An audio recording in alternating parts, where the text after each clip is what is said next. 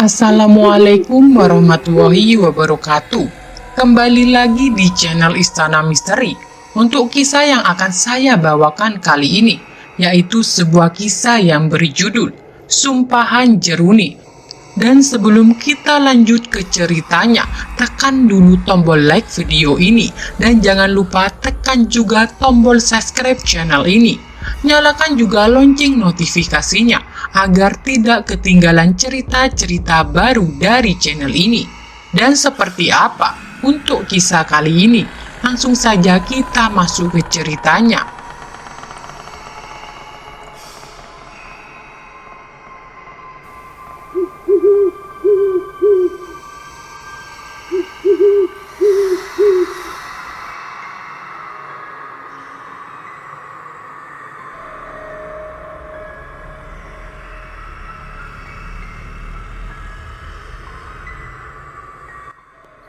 Sejarah budaya Ceruni adalah sebuah situs kuno yang dulu digunakan sebagai tumbal nyawa manusia dalam etnik suku Melanau, Sarawak, Malaysia pada abad ke-13.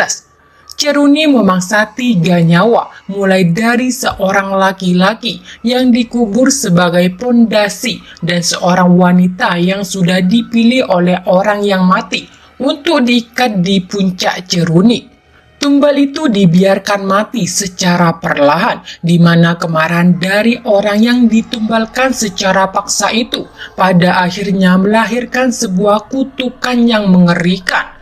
Saat itu, Persatuan Warisan Internasional tengah meneliti sebuah ceruni yang disembunyikan oleh banyak pihak. Dr. Soraya, seorang arkeolog, memimpin ekspedisi untuk meneliti sebuah ceruni yang ada di kota Kuching. Sayangnya, penelitian itu tidak berjalan mulus hingga teror mengerikan mulai terjadi.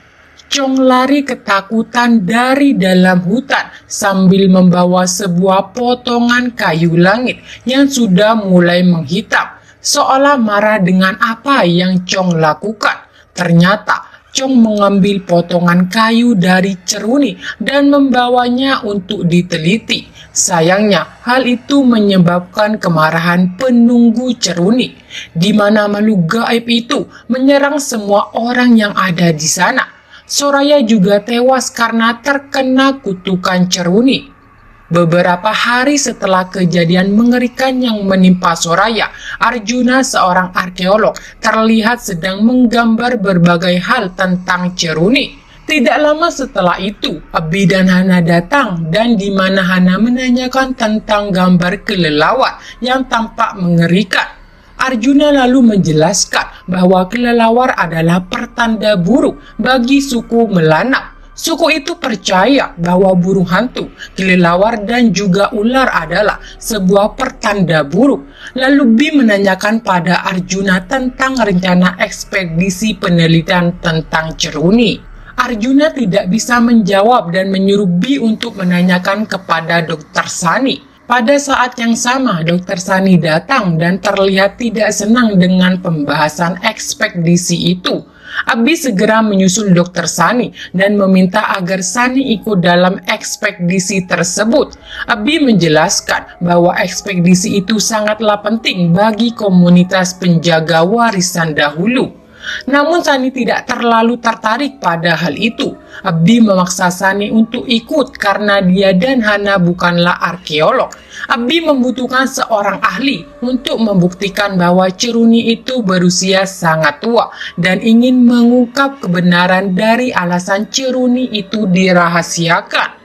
Meski sudah dibujuk beberapa kali, Sani tetap menolak. Beberapa hari setelahnya, Bi bersama yang lain melakukan perjalanan menuju kota Kuching dan langsung menaiki perahu untuk sampai di tempat suku Melanau. Di sana ada Arjuna yang ikut dalam perjalanan sebagai arkeolog. Dia ada di sana untuk menggantikan Dr. Sani yang menolak ajakan Bi. Hana juga mengajak seorang YouTuber bernama Tommy untuk ikut serta dalam perjalanan. Singkat cerita, mereka pun sampai di perkampungan warga. Sayangnya, warga sekitar tidak menyambut dengan baik kedatangan tim peneliti tersebut. Abi tiba-tiba melihat sosok wanita yang berdiri di puncak ceruni yang ada di tengah perkampungan itu. Hana menyapa anak-anak yang ada di jembatan. Namun ibu dari anak tersebut datang dan menyeret anaknya masuk ke dalam rumah. Sang ibu marah dan meminta anaknya untuk tidak menyapa mereka karena mereka mengusik ceruni leluhur.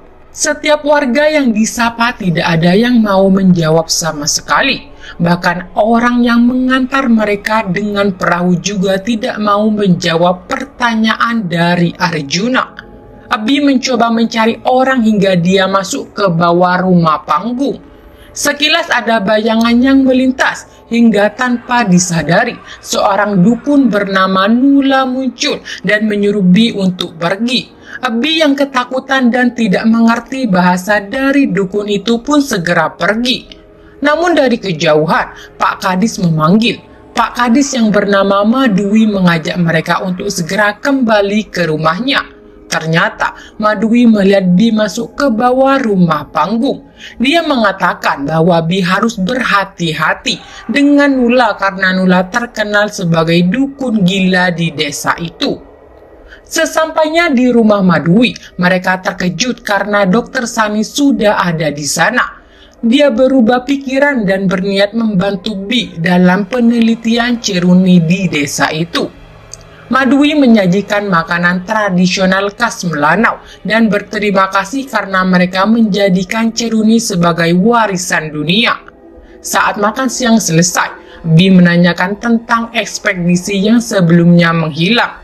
Madui menjelaskan bahwa dia dan warga kampung sudah berusaha mencari, namun mereka tidak menemukan petunjuk dari tim ekspedisi itu.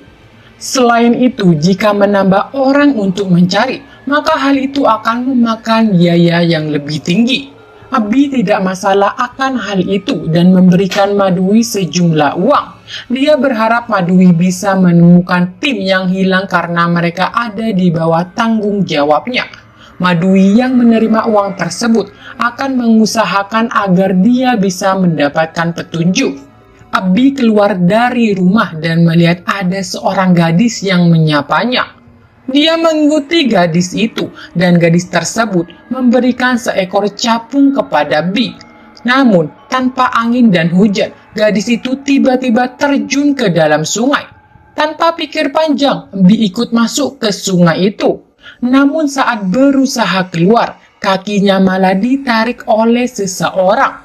Abi yang tenggelam melihat gadis yang ditolong itu tengah menahan kakinya. Ternyata selama ini Bi tidak pernah turun ke sungai itu dan dia ternyata hanya melamun.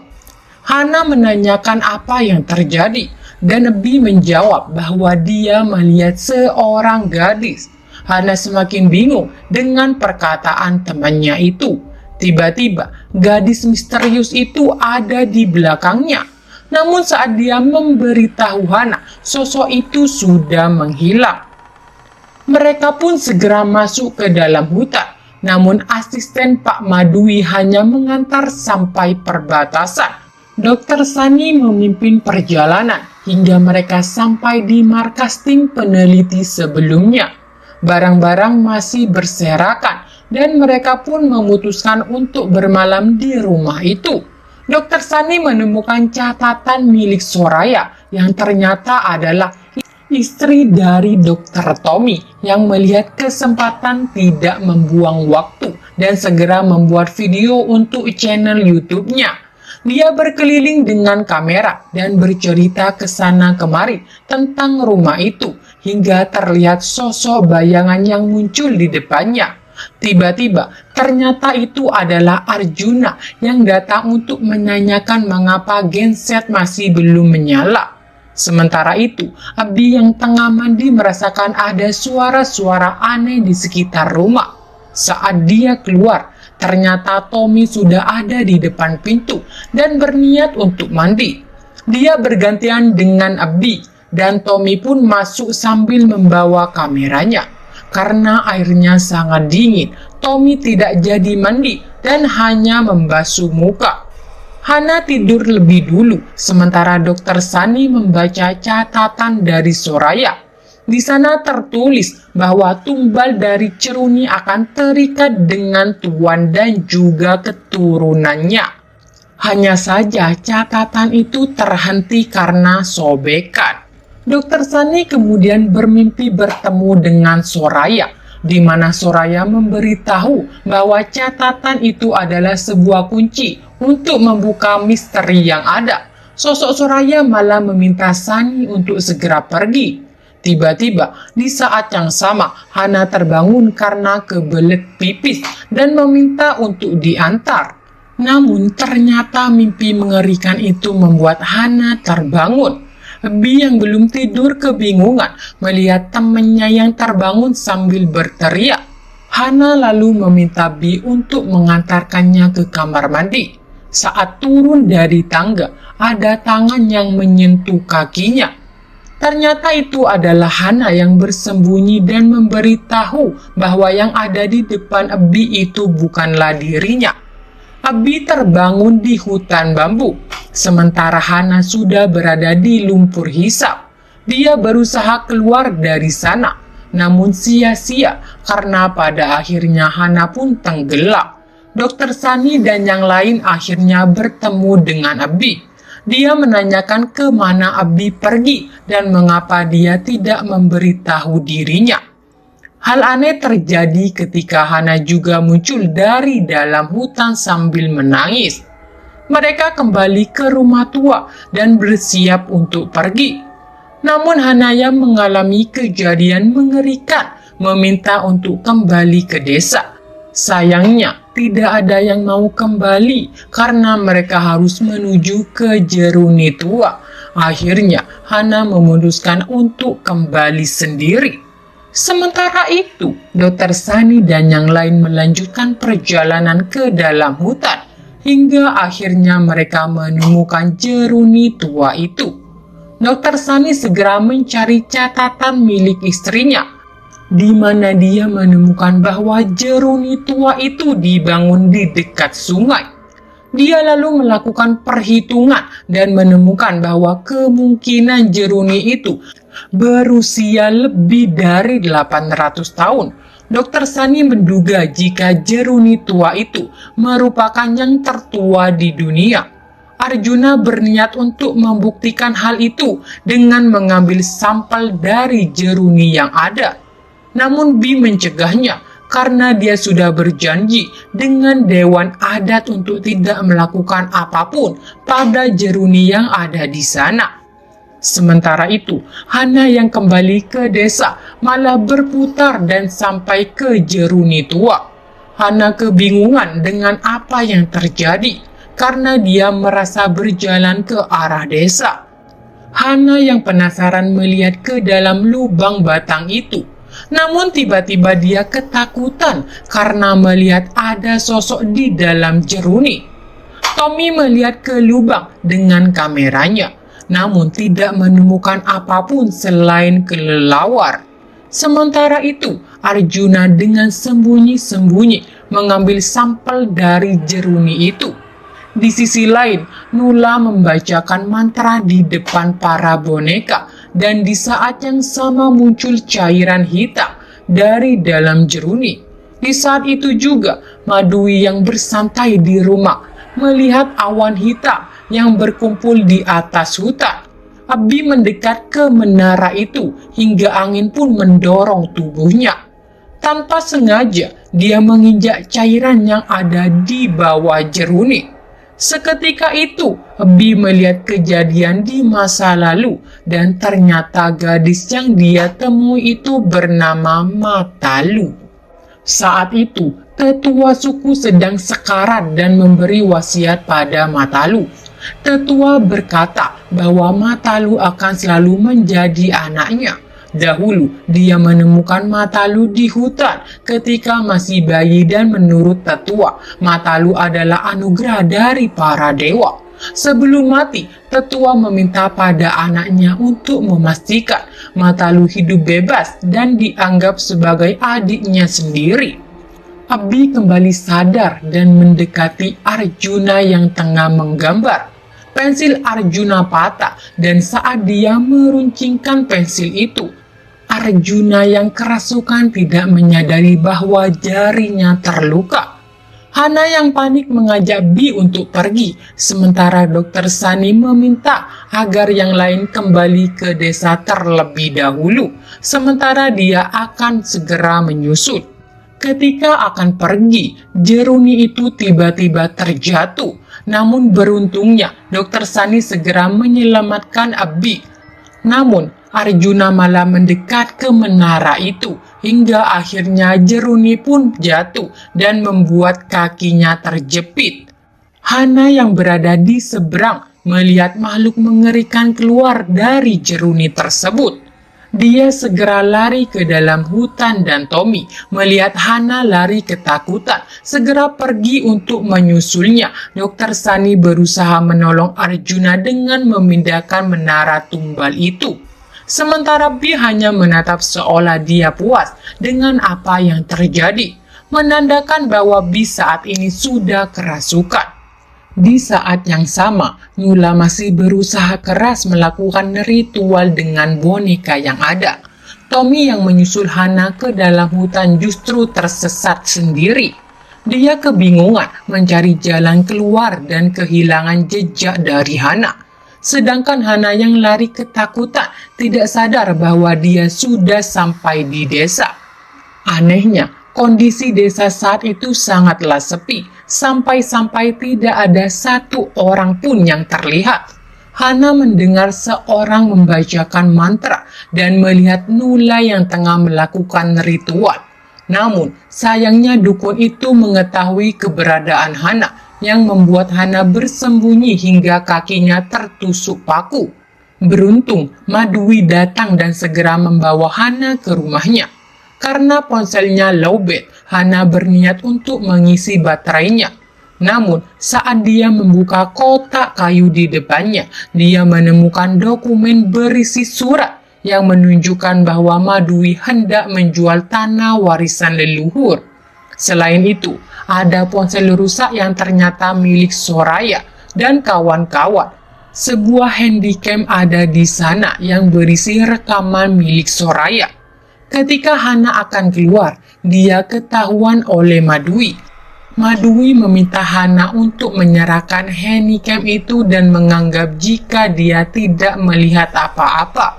Sayangnya, Hana menolak dan malah kabur dari rumah Madwi.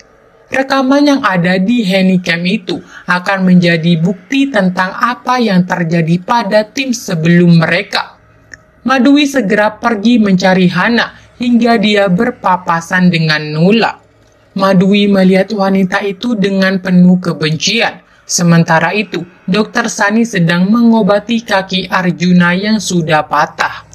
Dia segera membawa Arjuna kembali ke markas untuk mendapatkan perawatan.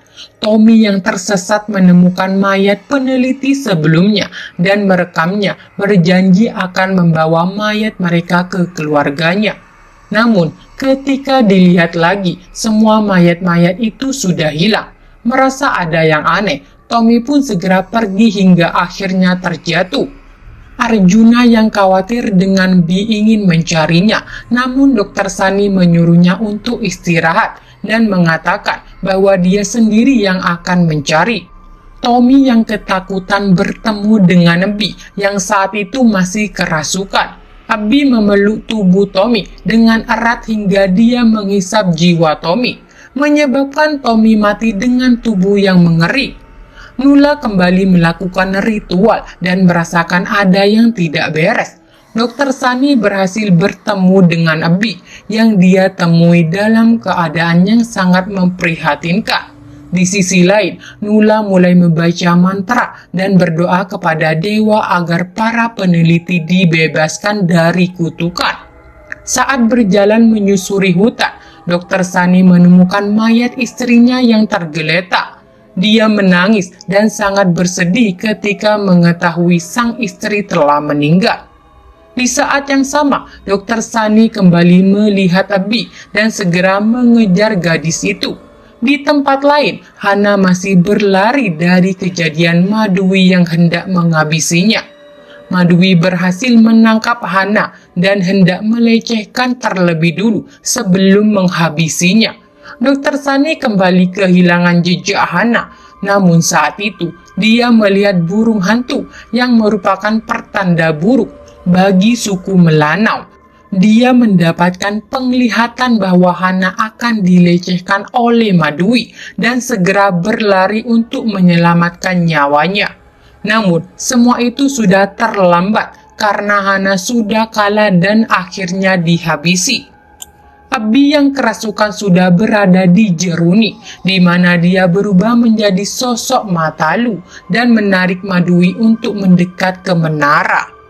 Tumbal gadis itu berniat untuk menghabisi Madui. Abi melempar Madui ke lubang untuk dijadikan tumbal pondasi. Dokter Sani berusaha menghentikan, namun semua itu sia-sia.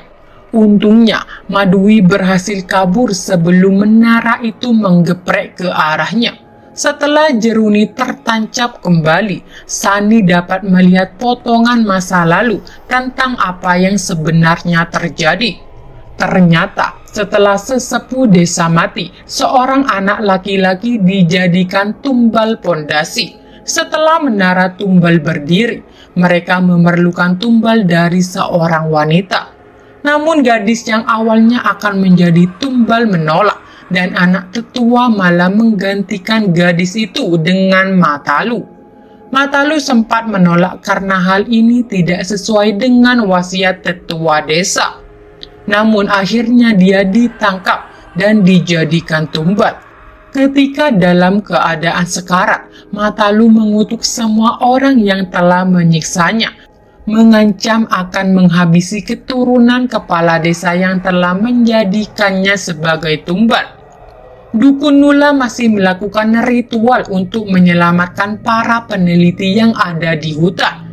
Sementara itu, Arjuna yang beristirahat di tenda menemukan potongan kertas penting dari catatan Soraya. Abi yang kerasukan Matalu mulai menyeret Madui dan berencana menghabisinya.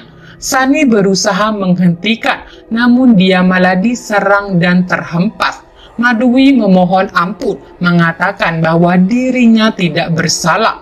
Namun, Abi yang kerasukan mengungkapkan bahwa Madui telah membiarkan Soraya mati dan menghabisi Hana. Mendengar itu, Dokter Sani sangat marah. Dia mematahkan kaki Madui agar tidak bisa kabur. Namun sesaat setelah itu, Abi berusaha melawan Matalu yang ada di dalam tubuhnya. Saat Abi sadar, dia meminta Sani untuk segera pergi. Namun sebelum pergi, Sani berniat untuk menghabisi Madui karena dia telah membiarkan Soraya mati. Belum sempat melakukannya, Arjuna datang dan memberitahu bahwa dia menemukan potongan catatan yang hilang. Catatan itu menyebutkan bahwa kutukan Jeruni akan hilang selama masih ada keturunan kepala desa. Sani segera menyelamatkan Abi dan membawanya pergi. Madui yang melihat goloknya tergeletak segera mengambilnya dan menancapkan pada menara tumbal.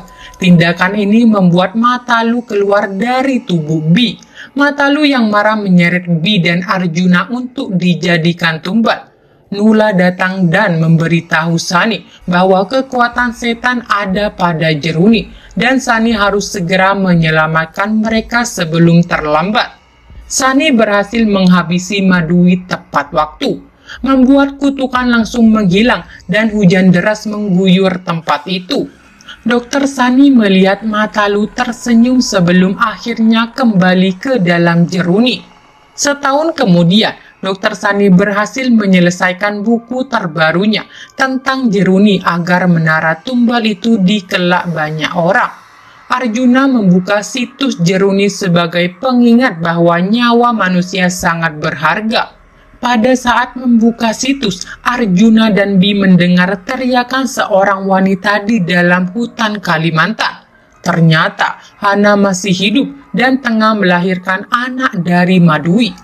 Sepertinya kutukan Matalu belum akan berhenti karena masih ada keturunan kepala desa yang hidup.